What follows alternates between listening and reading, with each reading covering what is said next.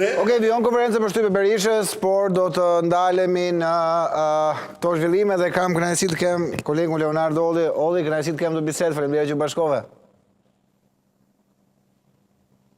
Nuk kam audio, thimi, nuk ju dëgjoj. Olli, më dëgjon? Gjithçka është okej se nuk e dëgjoj dot Ollin. Lutem regjia më konfirmoni, e kam Ollin okej? Jo, ende nuk ju dëgjoj. Tani po.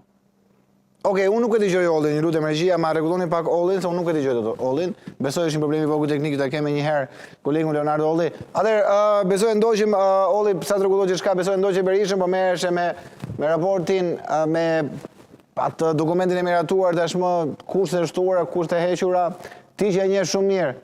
Tani që ti që e njeh shumë mirë këtë proces si nga brenda strukturave qeveritare, si gazetar, më trego pak çfarë është ky proces tashmë ku jemi ne? I bari. Unë besoj që është një nga proceset më të rëndësishme me të cilat përballet Shqipëria dhe realiteti shqiptar, sepse vjen një moment që pavarësisht dëshirës së mirë, pavarësisht vullnetit mirë të Bashkimit Evropian, apo dhe vullnetit mirë të shqiptarëve për të qenë pjesë integrale e Bashkimit Evropian, është ai momenti që plotësimi i kritereve dhe plotësimi i detyrimeve që Shqipëria ka për të hyrë në Bashkimin Evropian nuk është më një element qoke, siç e themi në gjuhën popullore, nuk është një element favorizimi apo dëshire e mirë, është një problem performance dhe performance thelbësore, jo formale.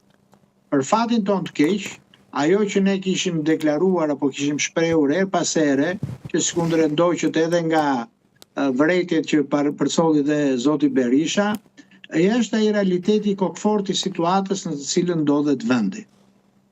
Dhe në raport me këtë realitet kokfort, nuk mund të ketë trajtime të karakterit interpretativ, këto janë çështje të dhëna njëre për gjithmonë. Pra ky lloj raporti, ky lloj shënimi, kjo lloj ndërhyrje e vendeve dhe dakordësimi tyre për të paraqitur këtë raport, dëshmon qartë një realitet konkret, i cili nuk mban as pedikyr as manikyr, por është krejtësisht korrekt dhe për më tepër është një realitet të cilët të gjithë shqiptarët e njohin.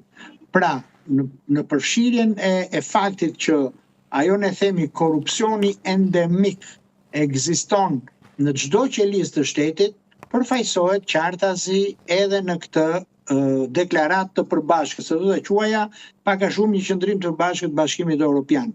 Ajo që ne kemi thënë në raport me çështjet e tenderimeve, kur vetëm para pak ditësh kryeministri dhe tha që ne organizojmë tendera të barazvlefshëm ku të jonë me Suedin apo Danimarkën, e gjithë pjesa e propagandës vjen një moment dhe shkërmoqet një lloj si një kështjellë e ngritur në rër, sepse realitetet kokforte nuk janë pjesë e demagogjisë, por janë pjesë e një realiteti. Dhe ky është realiteti të cilën ne ndeshim. Mjafton të themi, domethënë, për mos funksionimin ose presionin ndaj organeve të reja të drejtësisë. Mjafton të themi ose të përmendim çështjen e lirisë së fjalës apo lirisë së medias. Pra të gjitha këto të cilat kanë ardhur më herë dhe nga organizma të tjerë, jo qeveritar, po nëpërmjet NGO-ve, tashmë vërtetohen edhe në këtë raport, i cili është një raport zyrtar dhe nuk mund të thuhet as që është bërë nga njerëz të cilët e shohin me syze të errta realitetin shqiptar, as me syze roz, por është bërë nga ata teknokratët ose burokratët, sikundur ne duam të quajmë, dhe në shfakt ashtu janë, pa absolutisht asnjë lloj, do të thoja, ndërhyrje, asnjë lloj një anshmërie, përkundrazi, madje do thoja që her pas here ka një dëshirë të mirë dhe të ekspertëve të Bashkimit Evropian të mos jenë shumë brutal në komentet apo në interpretimet e tyre, sepse ne që jetojmë në Shqipëri e dim që situata është edhe përtej tyre. Okej. Por gjithsesi, e kuptoj. Jo, përfundoje.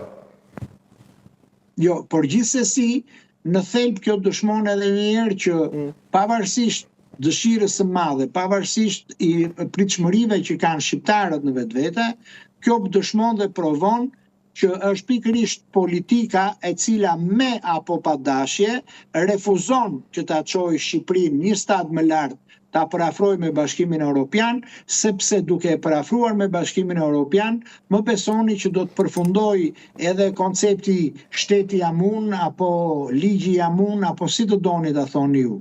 Dhe kjo është arsye kryesore se Shqipëria me kokfortësi nëpërmjet politikës së vet dhe politikbërësve të saj nuk ndjek ato rekomandimet, por i pengon, i saboton dhe i deformon maksimalisht ato. Pra, për te deklaratave që ne jemi gati, ne duam, ne, realitetet dëshmojnë që personat më të painteresuar për përfshirjen e vendit dhe integrimin e Shqipërisë është vetë kjo klasë politike dhe kryesisht kuptohet maxhoranca. Okej, nalim pak tani tek zhvillimet e brendshme, nesër janë votimet në PD. Nuk i themi do zgjedhje apo jo? Po, nuk besoj se do kemi ndonjë të re nga fronti i perëndimit. Nuk ka qartë, nuk ka ndonjë pritshmëri në kuptimin jo thjesht dhe vetëm që do të jemi në një palëzjedhje pa garë, por edhe për vetë faktin që Partia Demokratike në të gjithë formën dhe mënyrën e vet, po dëshmon edhe ajo një lloj kalcifikimi në raport me konceptin e demokratizimit të jetës së brendshme të saj, që do të ishte një element shumë pozitiv dhe do të kishte edhe një impakt më të gjerë në opinionin publik.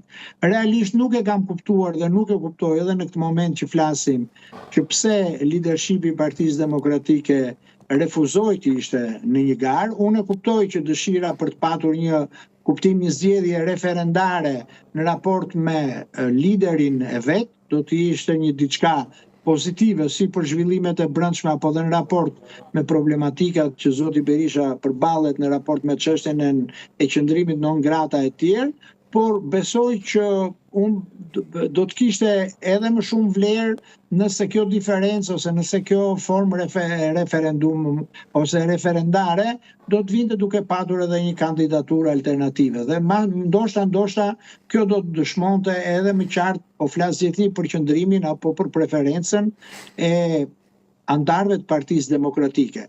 Dhe e përsërisim sërish që pavarësisht se në thelb duket sikur është një çështje e brendshme e Partisë Demokratike, dhe e tillë është, por ajo merr një përmas për te një çështje